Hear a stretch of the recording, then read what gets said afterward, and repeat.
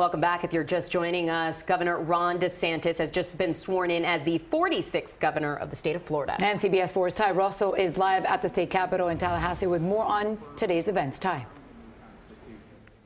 Well, Maribel and Lauren, the governor has been talking for about 15 minutes or so. This is expecting to be a 20-minute speech. This is where we will learn more about what the governor will focus on over the next 4 years. We've already heard him talk about health care, education, the judicial branch, along with the election he just mentioned while we were in the break. However, it has already been a really busy morning for the governor. He was at a prayer breakfast where he promised church leaders that he will lead with his faith. Florida's incoming governor, Ron DeSantis, and incoming Lieutenant Governor, Jeanette Nunez, were greeted with a standing ovation for their ceremonial swearing in outside the old Capitol in Tallahassee. But moments before this, across the street, this is what democracy looks like. Protesters who opposed the incoming leader and who felt like every vote wasn't counted marched to get their voices heard. Show me what democracy looks like. About a 10-minute drive away from the Capitol. Thank you. Thank you. Ron DeSantis began Inauguration Day by speaking to church leaders at an inaugural prayer breakfast at Florida A&M University.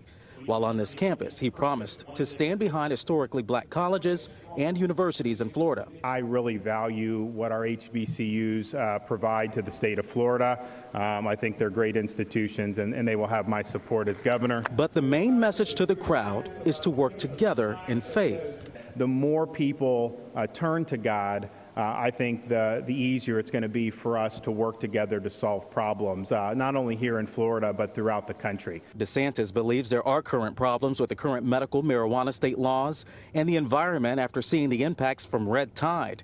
He's expected to announce proposals to change policies. He will also announce who's next to fill a spot on the state Supreme Court, which could help change its direction. Monday, DeSantis told state leaders he believes the judicial branch has been overstepping its boundaries. With that third branch of government, the judiciary, constantly usurping more and more legislative power over the years. Well, that ends tomorrow. The governor has also hinted while on the campaign trail about changes in leadership at the Broward Sheriff's Office. It's unclear if anything will happen. But one thing is for sure, DeSantis says he will lead with his religion in mind. At the end of this, I can look back and say that I fought the good fight, that I finished the race, and that I kept the faith. God bless you and thank you.